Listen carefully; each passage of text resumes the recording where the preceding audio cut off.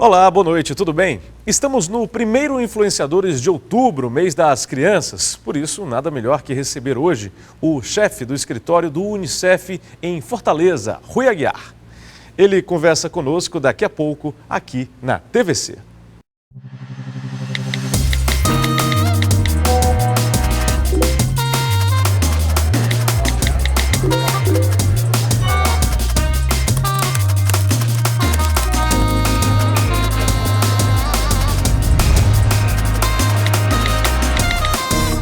O Influenciadores de hoje vai falar sobre crianças e adolescentes, afinal estamos no mês de outubro. Nós vamos conversar com um profissional que é graduado em Engenharia Civil e mestre em Engenharia Agrícola, mas foi na educação que ele encontrou sentido para a vida profissional. Hoje é doutor em Educação Brasileira pela Universidade Federal do Ceará e ainda especialista em Avaliação Educacional pela UNB e especialista em Planejamento e Formação de Políticas Educacionais pela Unesco. Desde 2002, é também gestor de programas do Unicef para o estado do Ceará. Aqui ao meu lado, Rui Rodrigues Aguiar. Tudo bem, Rui? Seja bem-vindo ao Influenciadores. Um prazer, um privilégio para mim estar aqui com você. Todo nosso, principalmente começando esse mês de outubro, mês das crianças. Então, muito bom para a gente te trazer até hoje aqui ao Influenciadores. Quando te falam que educação é tudo, Rui, como é que você reage?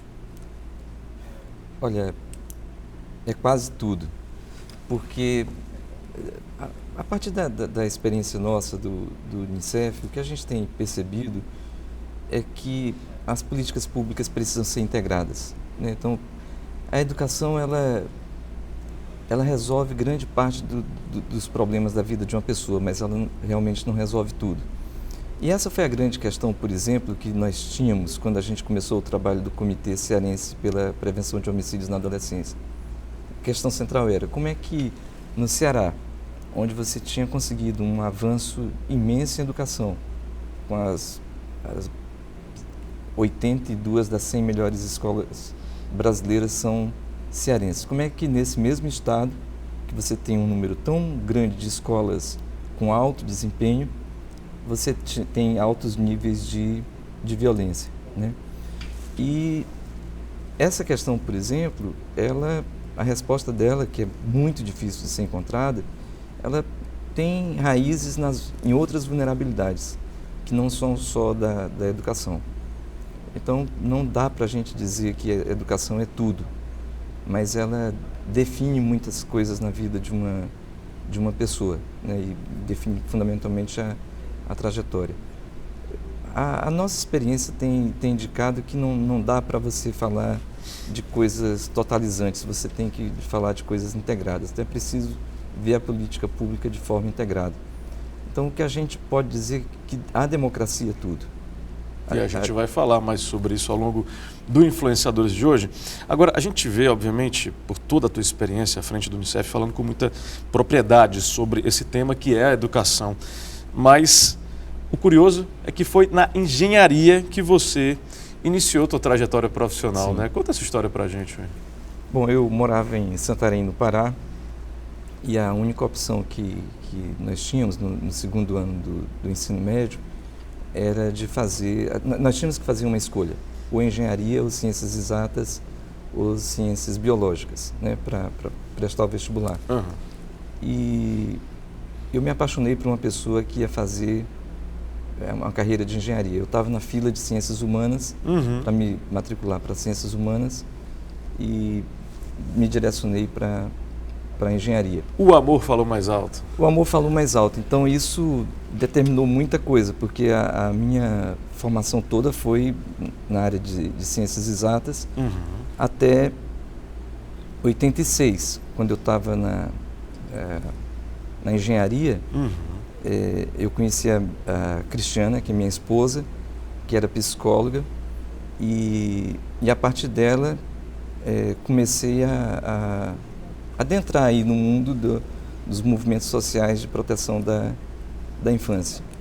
Então, uma paixão me levou para a engenharia, mas um amor me trouxe de volta para a educação. Então, a partir do casamento com a Cris, eu mudei a minha trajetória Entrei na faculdade de educação em 92 como funcionário administrativo, e a faculdade de educação da Universidade Federal me abriu portas, né, e oportunidades para, em seguida, entrar no governo do estado do Ceará, e aí já como técnico, né. Então, nessa época, eu trabalhei como responsável pela área de tecnologia educacional e um grande projeto de informatização das escolas públicas, e a Secretaria da Educação foi realmente a minha grande escola. Né? A minha grande escola foi a Secretaria da Educação, onde eu tive a oportunidade de trabalhar com a geração que mudou a educação no Ceará, sob a liderança do Antenor Naspolini, que havia sido coordenador do Unicef, e de uma equipe formidável de educadores, né, que lideraram um processo de trazer de volta a credibilidade da escola pública. Em 95, quando essa equipe assumiu a Secretaria da Educação, apenas 60% das crianças estavam na escola no Ceará. 60%. 60%. Em 96, com o Unicef, nós fizemos um grande esforço de visitar todas as famílias no Ceará. Nós chegamos a visitar 800 mil casas no Ceará, identificamos as crianças que estavam fora da escola. Então, em menos de 3 anos, a gente conseguiu passar, né, de 60% de cobertura para 97% no ensino fundamental. E muito do que você vê de avanço da educação está relacionado a essa continuidade de política pública iniciada em 95. Então, os pilares, né, das conquistas que hoje se materializam, né, nesses resultados do IDEB, de ter 82 das 100 melhores escolas brasileiras serem do Ceará, tiveram início com esse trabalho de 95, que foi um trabalho de reconquista da credibilidade, e a minha escola, quer dizer, eu tive a oportunidade de aprender diretamente com os educadores cearenses que estavam totalmente empenhados em fazer uma reforma educacional que tem impactos até hoje. E aí você está falando aí dos anos 90, e é importante aqui eu registrar a importância dos anos 90 para a formação do profissional, Rui. Né? Tanto é que em 1997 você inicia não só a especialização em avaliação educacional pela UNB, a Universidade de Brasília, como também o doutorado em educação pela Universidade Federal do Ceará. Ou seja, a gente pode dizer que esse ano de 1997 é, digamos, um ano divisor de águas na tua trajetória profissional, Rui? Na minha trajetória, mas também, eu acho que para o Ceará. Quer dizer, você teve, até 98, a gente conseguiu consolidar uma série de conquistas. Por exemplo, uma conquista que até hoje é muito forte, que é a eleição de diretores nas escolas públicas estaduais. Sim. Né? E coisas como a formação de professores, né? O processo de formação unificada, a seleção unificada de professores. Então, esses anos, né, de 95 até 2002, eles foram fundamentais para uma série de coisas que nós vivemos no Ceará.